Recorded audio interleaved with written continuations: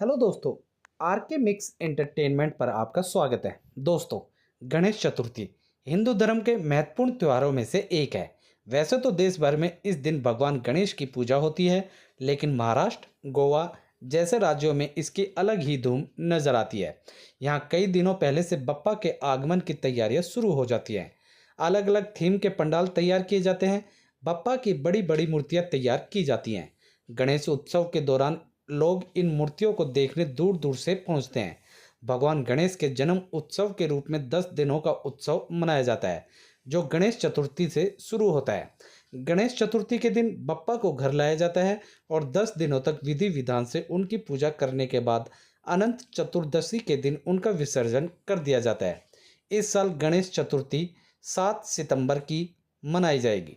भगवान गणेश को सौभाग्य, समृद्धि और ज्ञान का देवता माना जाता है। ऐसे में गणेश पूजन से घर में सुख समृद्धि का वास होता है।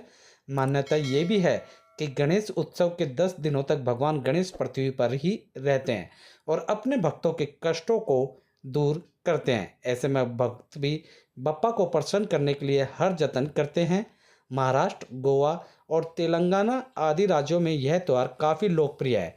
इन राज्यों में गणपति जी के विशाल पंडाल लगते हैं।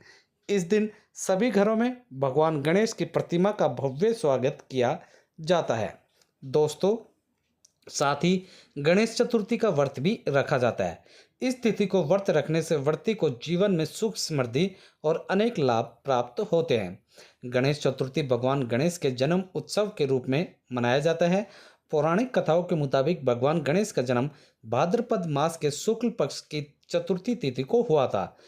गणेश उत्सव के दौरान सभी लोग बप्पा घरों में विराजमान होते हैं और 10 दिनों तक उनकी विधि विधान से पूजा की जाती है। किसी भी नए काम की शुरुआत से पहले भगवान गणेश की पूजा करने की परंपरा है। गणेश जी को विघ्नहर्ता कहा जाता है, जो आपके जीवन में आने वाले सभी दुख दर्द को दूर करते हैं। गणेश उत्सव मनाने की परंपरा महाराष्ट्र में छत्रपति शिवाजी महाराज के समय से ही है। गणेश उत्सव की शुरुआत महाराष्ट्र की राजधानी पुणे से हुई थी। गणेश चतुर्थी का इतिहास मराठा साम्राज्य के सम्राट छत्रपति शिवाजी महाराज से जुड़ा है।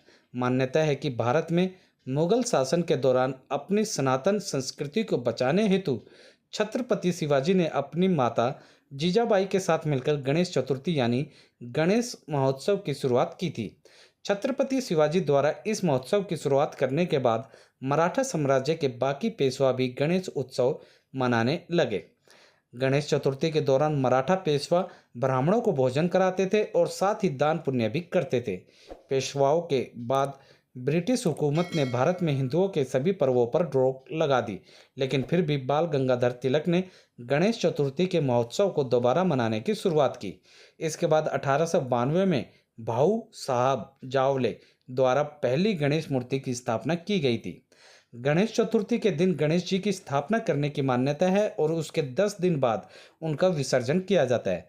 कई लोग यह जानने के लिए उत्सुक होंगे कि आखिर भगवान गणेश को इतनी श्रद्धा के साथ लाने और पूजने के बाद उन्हें विसर्जित क्यों किया जाता है।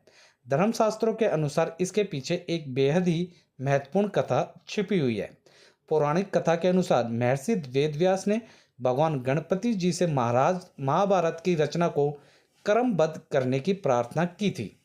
गणेश चतुर्थी के ही दिन व्यास जी श्लोक बोलते गए और गणेश जी उसे लिखित रूप में करते गए। 10 दिनों तक लगातार लेखन करने के बाद गणेश जी पर धूल मिट्टी की परतें चढ़ गई। गणेश जी ने इस परत को साफ करने के लिए ही 10वें दिन चतुर्थी पर सरस्वती नदी में स्नान किया था।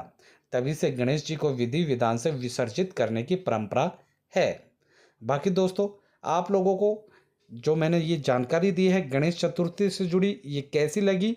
अगर अच्छी लगी तो वीडियो को लाइक करें, मैक्सिमम से मैक्सिमम हर जगह इसे शेयर करें।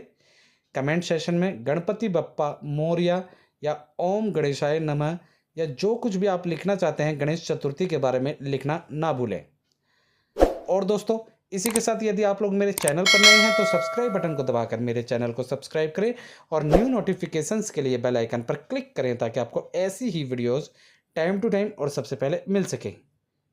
दोस्तों, ऐसी ही वीडियोस आप फेसबुक, इंस्टाग्राम और टेलीग्राम पर देखने के लिए मेरे पेज आर के मिक्स एंटरटेनमेंट को फॉलो करना ना भूलें। धन्यवाद दोस्तों। जय हिंद।